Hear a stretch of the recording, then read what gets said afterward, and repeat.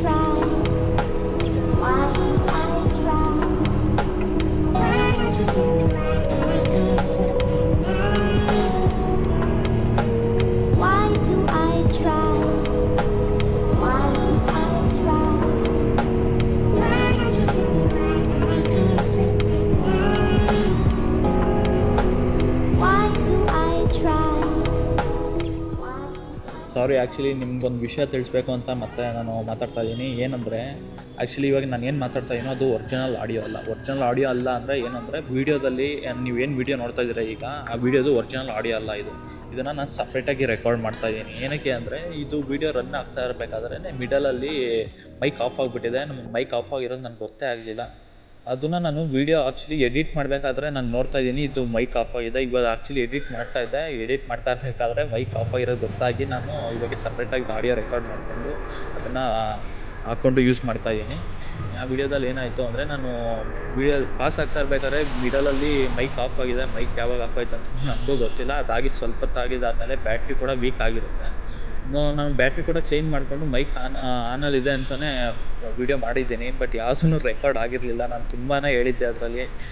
ನಾನು ಇನ್ನೂ ಎಷ್ಟೊಂದು ವಿಷಯ ಎಲ್ಲ ನಿಮ್ಮ ಹತ್ರ ಶೇರ್ ಮಾಡಿದ್ದೆ, ಬಟ್ ಯಾವುದೂ ರೆಕಾರ್ಡ್ ಆಗಿಲ್ಲ, ಕ್ಷಮೆ ಇರಲಿ.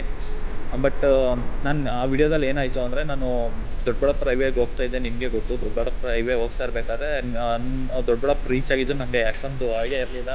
ನೋಡಿ, ದೊಡ್ಡಬಳ್ಳಾಪುರ ರೀಚ್ ಆಗಿಬಿಟ್ಟಿದ್ದೆ. ನನಗೆ ಐಡಿಯಾನೂ ಇರಲಿಲ್ಲ ದೊಡ್ಡಬಳ್ಳಾಪುರಕ್ಕೆ ಹೋಗಬೇಕು ಅಂತ. ಬಟ್ ಅಂದರೆ ದೊಡ್ಡಬಳ್ಳಾಪುರ ರೀಚ್ ಆಗಿಬಿಟ್ಟೆ. ರೀಚ್ ಆದಮೇಲೆ ಈ ಥರ ಎಲ್ಲ ಆಯ್ತಲ್ಲ. ಸೊ ನಾನೇನು ಮಾಡ್ತೀನಿ, ದೊಡ್ಡಬಳ್ಳಾಪುರಕ್ಕೆ ಹೋಗ್ತೀನಿ ವಾಪಸ್ಸು. ನಾನು ವಾಪಸ್ ನನ್ನ ಮನೆಗೆ ಹೋಗ್ತೀರಾ. ಏನಕ್ಕೆ ನನ್ನ ಮನೆಗೆ ಹೋಗ್ತೀರಾ, ಅಲ್ಲಿ ಹೋಗ್ತೀನಿ ಅಂದರೆ ದೊಡ್ಡಬಳ್ಳಾಪುರದಲ್ಲಿ ನಮ್ಮ ಅಮ್ಮ ಮನೆ ಇದೆ. ಸೊ ಆದ್ದರಿಂದ ನಾನು ದೊಡ್ಡಬಳ್ಳಾಪುರಕ್ಕೆ ಹೋಗಬೇಕು ಅಂತ ಡಿಸೈಡ್ ಮಾಡಿ ದೊಡ್ಡಬಳ್ಳಾಪುರಕ್ಕೆ ಹೋಗ್ತೀನಿ. ಸೊ ಇದೆಲ್ಲ ದೊಡ್ಡಬಳ್ಳಾಪುರ ಹೈವೇಯಲ್ಲಿ ಹೋಗ್ತಾ ಇರೋದು. ಸೊ ಹೈವೇ ಮುಗಿದು ದೊಡ್ಡಬಳ್ಳಾಪುರ ರೂಟ್ ಹೋಗ್ತಾ ಇರೋದು. ಸೊ ಇಲ್ಲಿಂದ ನೆಕ್ಸ್ಟು ನೀವೇನೇನು ನೋಡ್ತಾ ಇದ್ದೀರಾ ಇದೆಲ್ಲ ದೊಡ್ಡಬಳ್ಳಾಪುರ ನಾನು ರೀಚ್ ಆಗ್ತಾ ಇರೋ ವೀಡಿಯೋಸು. ನೀವೇನು ನೋಡ್ತಾ ಇದ್ದೀರಾ ಇದೆಲ್ಲ ದೊಡ್ಡಬಳ್ಳಾಪುರದ್ದು. ನೋಡಿ ಫ್ರೆಂಡ್ಸ್, ಇವಾಗ ನಾನು ವೀಡಿಯೋ ಎಂಡ್ ಮಾಡಬೇಕಾಗಿದೆ. ಏನಕ್ಕೆ ಅಂದರೆ ಆ್ಯಕ್ಚುಲಿ ನಿಮಗೆ ಗೊತ್ತಲ್ವ, ಇದು ಆಡಿಯೋ ಎಲ್ಲ ಯಾವುದೂ ರೆಕಾರ್ಡ್ ಆಗಿಲ್ಲ. ಸೊ ಜಾಸ್ತಿ ಏನು ಹೇಳೋಕ್ಕಿಲ್ಲ. ಬಟ್ ಇದು ನೀವೇನು ನೋಡ್ತಾ ಇದ್ದೀರೋ ಇದು ನನ್ನ ಮೊದಲನೇ ವ್ಲಾಗ್ ಆಗಿತ್ತು. Still it's unsuccessful video, but still sorry ಕೇಳ್ತಾ ನಾನು ಈ ವಿಡಿಯೋನ ಸಪೋರ್ಟ್ ಮಾಡಿ ಅಂತ ಕೇಳ್ತೀನಿ.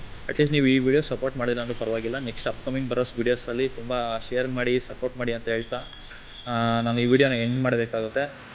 ದಯವಿಟ್ಟು ಕ್ಷಮೆ ಇರಲಿ, ಈ ಥರ ಸಣ್ಣ ಪುಟ್ಟ ಮಿಸ್ಟೇಕ್ಸ್ ಆಗೋದ್ರಿಂದ. ಅಪ್ಕಮಿಂಗ್ ವೀಡಿಯೋಸಲ್ಲಿ ನಾನು ಈ ಥರ ಯಾವುದೂ ಮಿಸ್ಟೇಕ್ ಮಾಡಲ್ಲ ಅಂತ ಹೇಳ್ತಾ ಈ ವಿಡಿಯೋನ ಎಂಡ್ ಮಾಡಬೇಕಾಗುತ್ತೆ. ದಯವಿಟ್ಟು ಫಾಲೋ ಮಾಡಿ, ನನ್ನ ಚಾನಲ್ ಸಬ್ಸ್ಕ್ರೈಬ್ ಮಾಡ್ಕೊಳ್ಳಿ ಅಂತ ಹೇಳ್ತಾ ಈ ವಿಡಿಯೋನ ಎಂಡ್ ಮಾಡ್ತೀನಿ. Thanks friends.